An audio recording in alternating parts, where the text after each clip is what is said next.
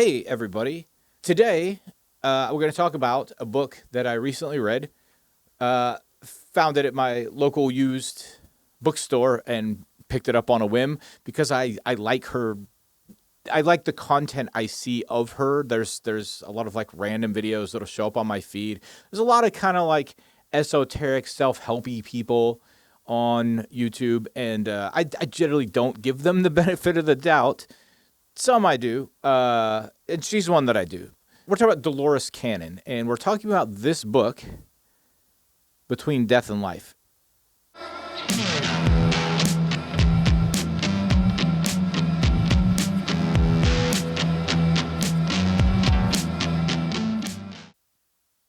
What this is, well, first of all, Dolores Cannon. She's technically a hypnotherapist. She's dead now. She died in 2014. She was an Aries. Um, Hypnotherapy was her main thing, though. And what this book is basically she would take people back through past life regressions, right? So going back to like be in their previous lives where they look around and realize I was a peasant or I was a king, I was whatever, something in some other life.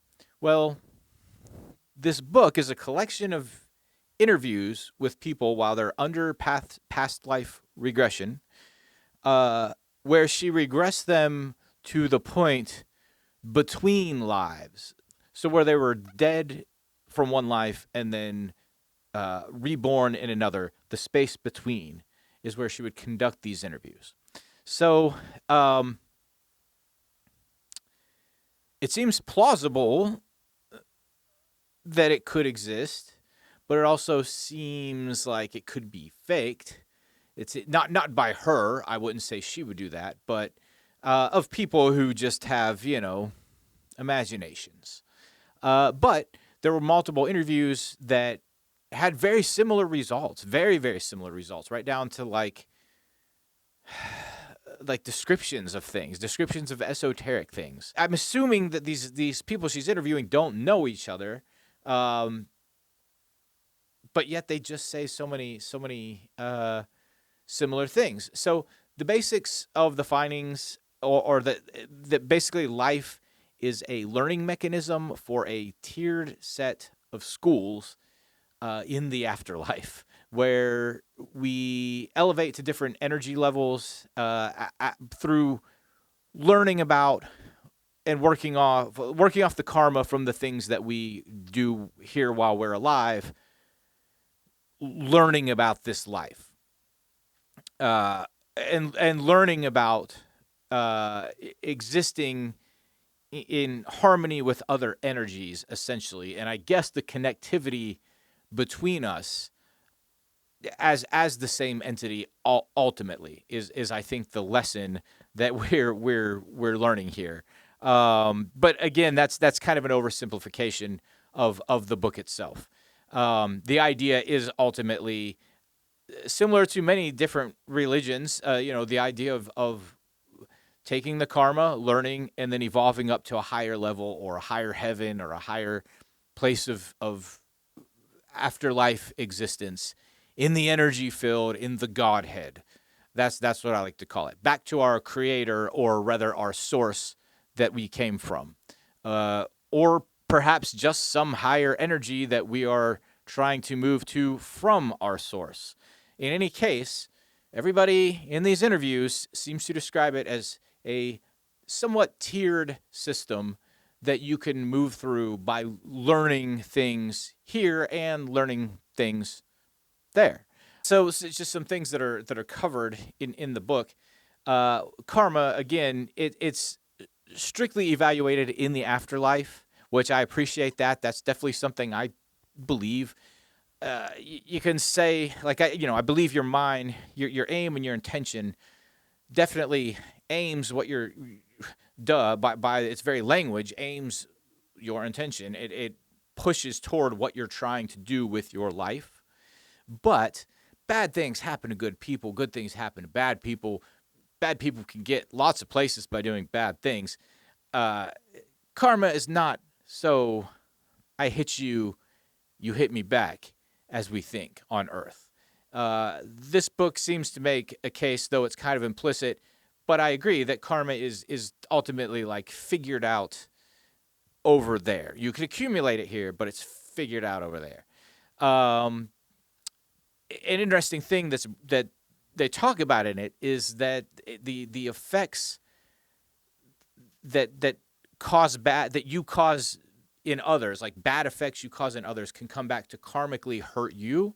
And it brings up the example of Hitler, and how his father bears a brunt of his karma because he like stopped Hitler or discouraged Hitler from being an artist. And that caused Hitler to go down this like obvious path of destruction, uh, that could have been avoided if his father would have like been an open, cool, chill dude, but he wasn't. So now his dad has to deal with that. Thanks, Hitler's dad. And I think,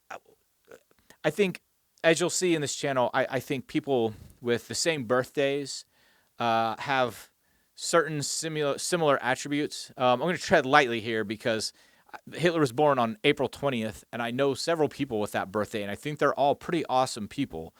I'm not saying that about Hitler, but I do know one person who is one of the better artists that I know in my town and really just in my life.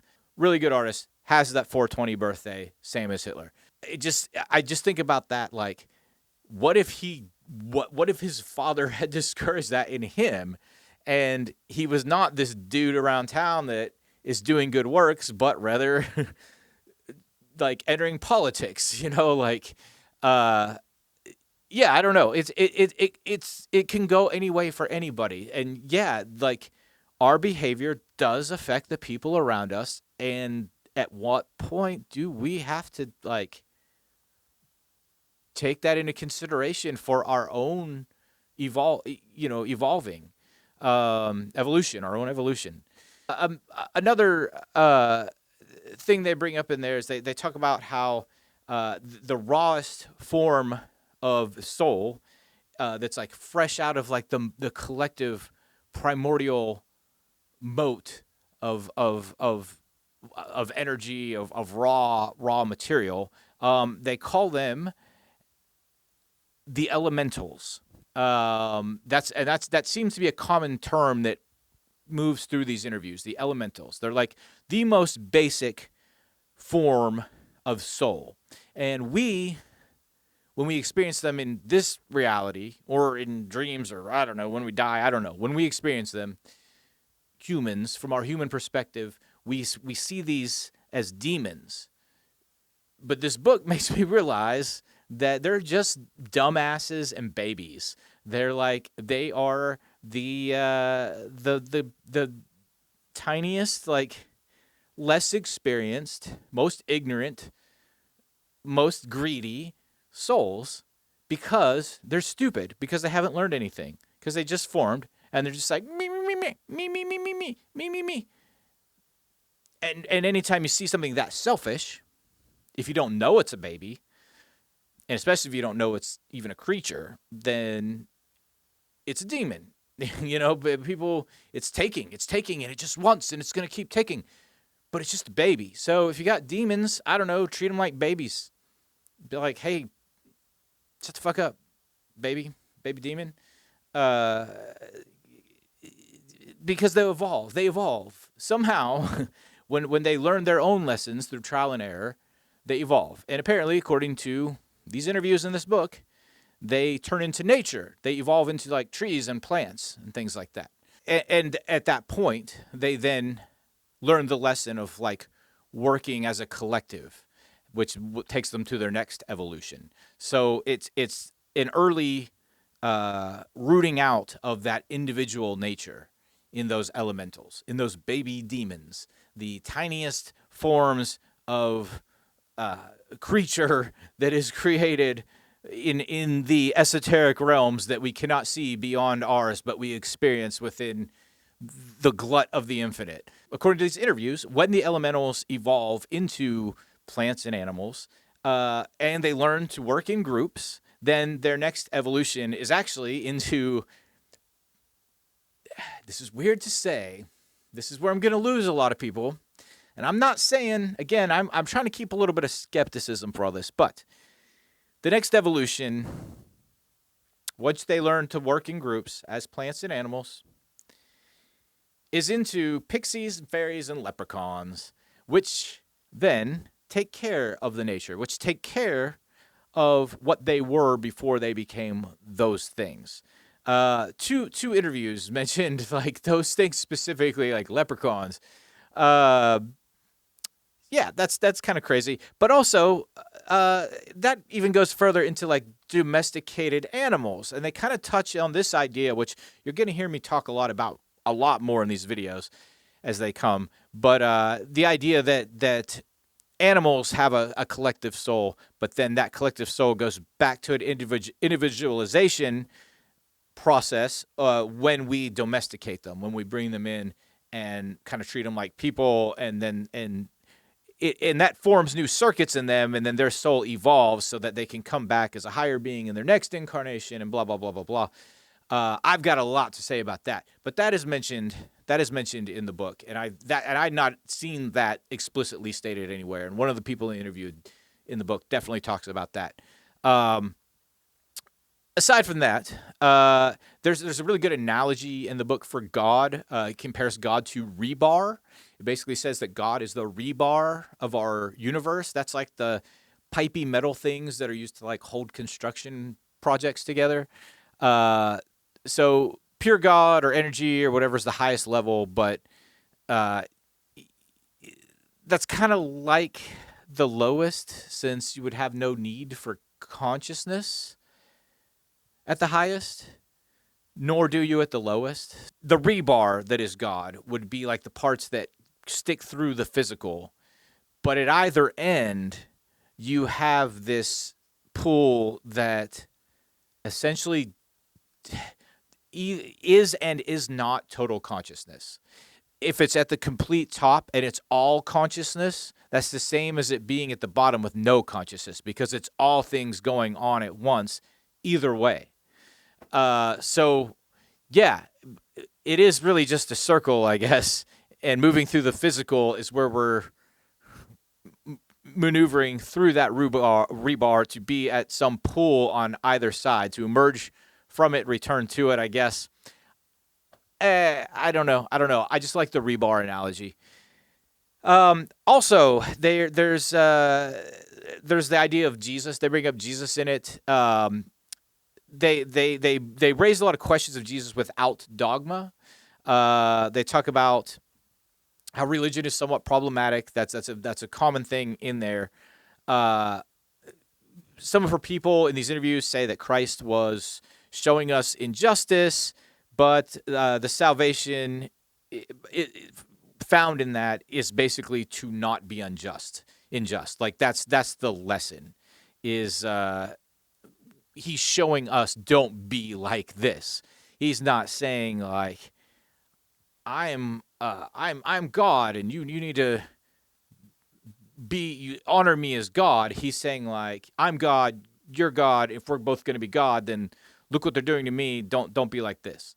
He was like showing people a lesson. That said, Christ is a reliable figure for helping out, because once something is created, once something has a personality, has a consciousness, then its intention does continue on. And even if you're pulling it and creating it from your own eyes, from your own vision, because we are all tapped into that same infinite energy, if you are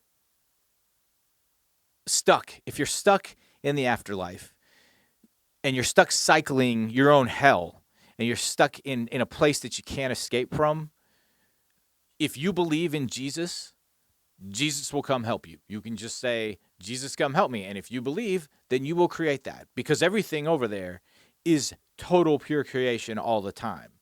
No matter what Jesus's purpose is, this book And many other texts seem to agree that you can call upon that figure to pull you out of a bad situation in the afterlife. To that end, you could also call upon, your grandfather if you think that's the dude. It's really just about, or you could, purple people eater, whatever, a giant teddy bear. Uh, what you believe in is what will come. But Jesus is so ingrained in the mythology that it's just kind of like an easy one to go to. And even if it is a creation of your own reality, of your own mind, if you brought it there, it's still real. It still exists because thoughts are things. And if we're all the same people from the same source, the same soul that are just separated out in this body, whether it comes from you or it comes from outside of you and you brought it there doesn't matter because you're all the same. So if you believe it, it'll come. And yeah, Jesus is a safe bet for that. It's not totally poo-pooing on Jesus, but it does kind of poo-poo on dogma a little bit, which is fine with me. Definitely fine with me. And listening to NDEs as I do, it does hold up. There are plenty of NDEs where people call upon Christ and Christ comes and pulls them away from hooded druids that are making them feel bad or whatever thing is they're imagining or creating rather beforehand. So yeah, I don't know. It's a good take on Jesus without going too far into the dogma, without going too far into the you must believe this or else. So you can believe this and don't be a jerk off. Jesus doesn't want you to be a jerk off. So another couple interesting things from it. One thing they talk about how there are we're kind of like full up on souls here now in this planet Earth. So there's a new reality, a new galaxy being created out there. Two people mentioned this in the interviews, but it was some place that is the new galaxy being created from the raw energy that is transmuting into new lives because all of the souls here are pretty much tapped out and just like recycling ad nauseum now, trying to get things going in the proper way. Which I guess the proper way is ascension, transcendence, whatever, into the realm of the infinite. Like the phoenix, that's a mythological creature that I'm sure anyone watching this video probably has some basic understanding of. But the phoenix dies and it's reborn from its ashes.